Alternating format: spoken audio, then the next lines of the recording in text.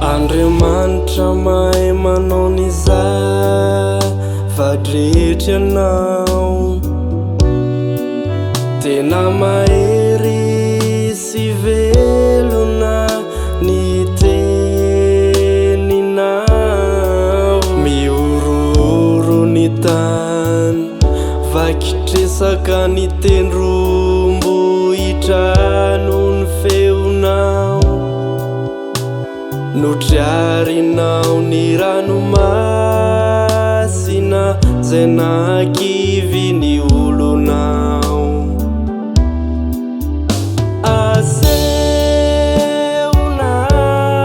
fa tsara ianao,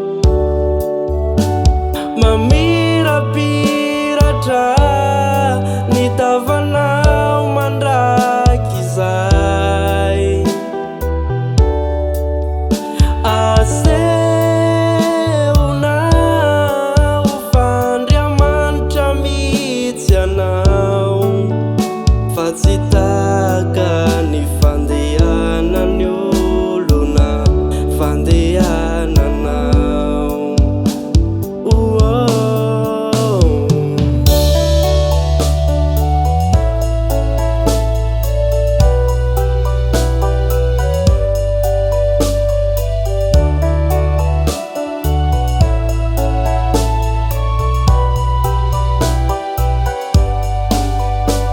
Ny hery ny asanao de nasehonao tamin'ny olonao, nomenao hanina izay matahotranao. Fa raha miasa ianao de tsisy olona hasakanao,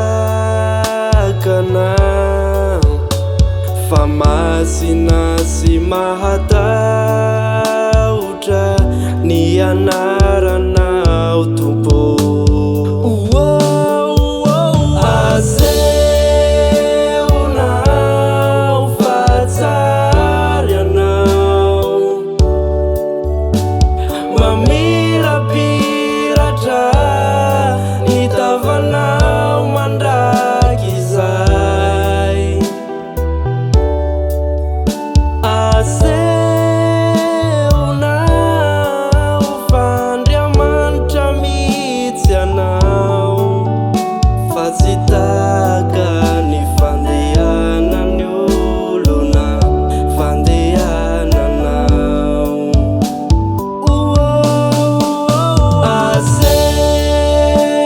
Asehonao fa tsara ianao, fa tsara ianao, mamirapiratra ny tavanao mandraky izay.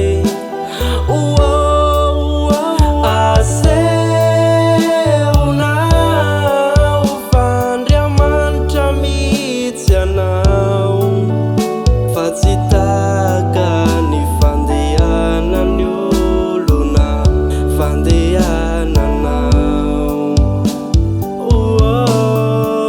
Fa tsy taka ny fandehanan'ny olona fandehananao, fa tsy taka ny fandehanan'ny olona fandehananao.